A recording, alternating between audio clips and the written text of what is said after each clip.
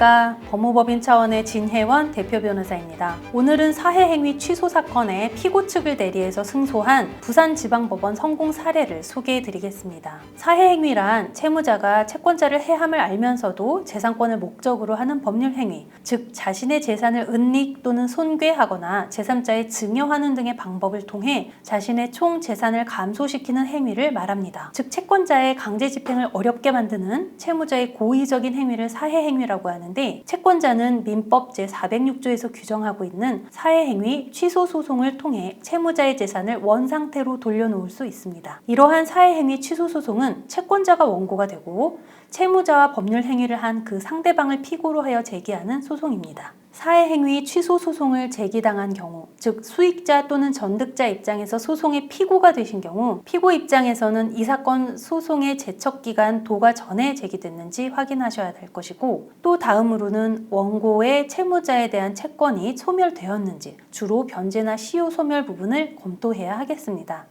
특히 피고는 채무자와 법률 행위를 했을 때 그 행위가 채권자를 해하는 것임을 몰랐다는 선의의 항변을 할 수 있습니다.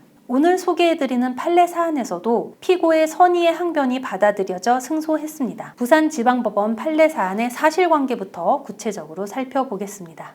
원고는 피고의 아들인 B를 상대로 채권을 가지고 있었는데, 피고의 배우자이자 BDEF 4남매의 아버지였던 C가 사망했고, 이후 상속인들이 아버지 C의 소유였던 이 사건 아파트를 상속재산 협의 분할을 통해 어머니인 피고 앞으로 소유권 이전 등기를 마쳐드렸습니다. 이에 원고는 자신의 채무자 B가 이 사건 아파트 중 자신의 상속 지분 11분의 1을 피고에게 협의 분할을 통해 이전한 것은 B의 일반 채권자인 원고를 해하는 사해행위를 한 것이다 라고 주장하며 사해행위 취소 소송을 제기했습니다. 이에 대한 부산지방법원의 판단을 살펴보겠습니다. 법원은 이 사건의 쟁점을 피고를 선의의 수익자로 볼 수 있는지, 즉 피고가 B와의 사이에서 이 사건 상속재산 협의 분할을 함에 있어서 B의 채권자를 해할 것임을 알았는지 여부로 보았습니다.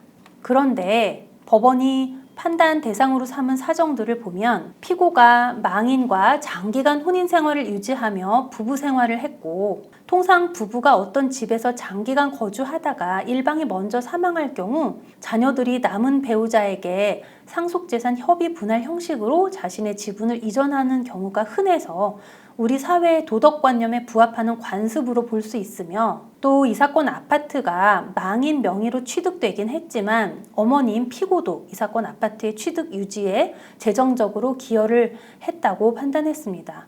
또 이 사건 아파트를 취득할 당시 부동산 담보대출금이 있었는데, 피고가 협의 분할로 소유권 이전 등기를 받은 후 이 사건 아파트를 담보로 대출을 받아서 기존에 있었던 대출금의 잔금도 전액 변제했습니다.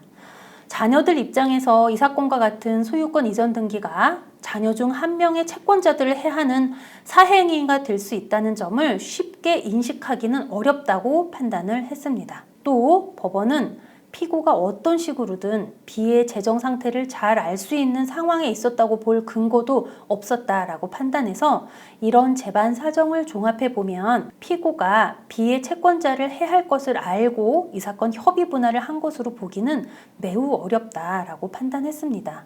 즉 법원은 피고를 선의의 수익자라고 판단한 것입니다. 이와 같이 피고 입장에서 구체적인 주장과 입증을 함으로써 원고의 피고에 대한 청구가 기각되어 피고가 승소하였습니다. 오늘 살펴본 판례 사안에서 알 수 있듯이 사해행위 취소 소송 피고 입장에서는 법률행위 당시 사해행위라는 점을 알지 못했다는 선의의 항변을 하면서 법률행위 당시 사정을 구체적으로 입증해야 하겠습니다. 사해행위 취소 소송과 관련해서 도움이 필요하신 분들은 저희 법무법인 차원으로 연락 주시기 바랍니다.